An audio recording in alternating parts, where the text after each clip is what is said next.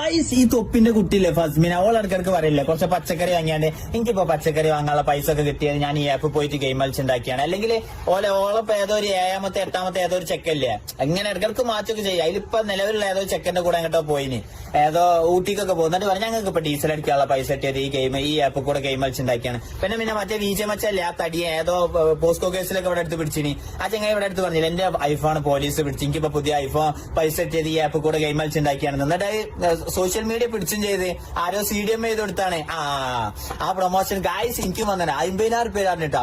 അപ്പൊ ഞാനിത് ആലോചിക്കുന്നു, എനിക്ക് 50,000 തരാറുണ്ട്, അപ്പൊ ബാക്കിയുള്ളവർക്ക് എത്ര കിട്ടണ്ടേ?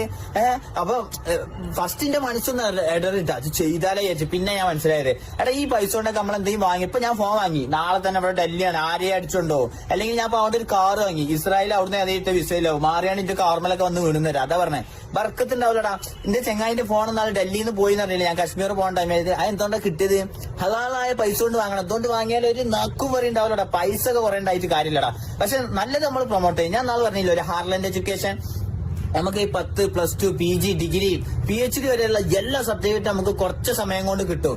ഇപ്പൊ എല്ലാവർക്കും ആവശ്യമാ പെണ്ണെട്ടാന് 10 വേണം, പിന്നെ അതേമാതിരി ഗൾഫിൽ പോവാന്, ജോലി ശരിയാവാന്, അങ്ങനെ കുറെ സംഭവങ്ങൾ. ഇനി വെറുതെ 10 മുതൽ 10ത്തെ കുട്ടികളപ്പോ ഹാപ്പി എന്ന് പറഞ്ഞ് ഇരിക്കേണ്ട ആവശ്യമില്ല.